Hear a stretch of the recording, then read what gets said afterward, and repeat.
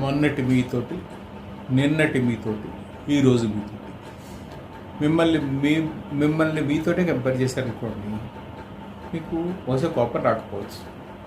అరే where we stood, why we stood here only అన్న పేరుకి వస్తుంది. ఒకసారి చూసుకోండి. ఒక 5 ఏళ్ల క్రితం మీకు, ఒక 3 ఏళ్ల క్రితం మీకు, నేటి మీకు ఎంత తేడా ఉంది? 5 ఏళ్ల క్రితం మీరు ఎక్కడున్నారు? 3 ఏళ్ల క్రితం ఎక్కడున్నారు? ఇప్పుడు ఎక్కడున్నారు? దీంట్లో మీ అంతటా మీరు ఎవరైనా అభివృద్ధి చెందారా? మీ అంతటా మీరు ఎక్కాల్సిన పర్వతాలు కానీ, చూడాల్సిన ప్రదేశాలు కానీ, తిరగాల్సిన ప్రాంతాలు కానీ తిరిగారా? కొత్తగా ఏమైనా నేర్చుకున్నారా? మిమ్మల్ని మీరు కంపేర్ చేసుకోండి. మిమ్మల్ని మీరు కంపేర్ చేసుకుంటే మీకు కొన్ని జయాలు కనపడతాయి, కొన్ని అపజయాలు కనపడతాయి.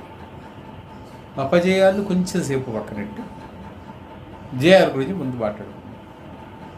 గత 5 ఏళ్లలో మీరు అనుకున్న పనులు ఏవి చేయగలిగారు?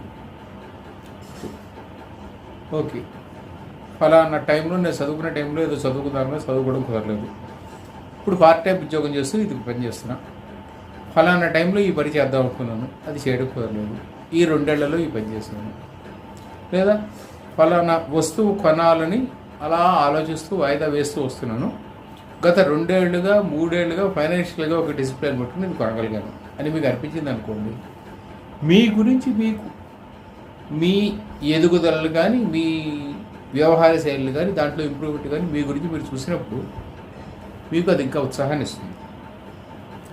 పక్కవాడితో పోలిస్తే ఏదన్నా మనం సాధించలేకపోతే పక్కవాడు అది ఎందుకు సాధించగలిగాడు అనడానికి ఒక కారణం, మనం ఎందుకు సాధించలేకపోయాము అనడానికి ఇంకొక కారణం కనపడుతుంటాయి. చూడండి, ఎప్పుడైనా సరే మన పక్కవాడితో పోల్చి మన ఫెయిల్యూర్ గురించి ఎవరైనా వేలు పెట్టి చూపిస్తే, పాయింట్ చేస్తే ఏమనిపిస్తుందంటే, వాడు అలా ఉండడానికి వాళ్ళ నాన్న సంపాదించి పెట్టాడు, వాళ్ళ అమ్మగారు గవర్నమెంట్ ఉద్యోగస్తురాలు, లేదా వాళ్ళ ఇంట్లో వాళ్ళ అమ్మ నాన్న సంపాదిస్తారు, లేదా వాడు పట్టణంలో పుట్టి పెరిగాడు, లేదా వాడు ఫలానా చోట చదువుకున్నాడానికి అవకాశం వచ్చింది. ఇది మాట్లాడుతున్నాం కాదు.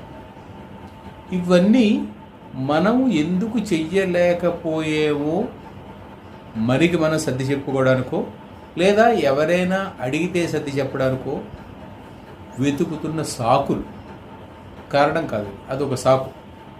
నీ ఫెయిల్యూర్ని కప్పించుకోవడానికి నువ్వు పెట్టుతున్న సాకు.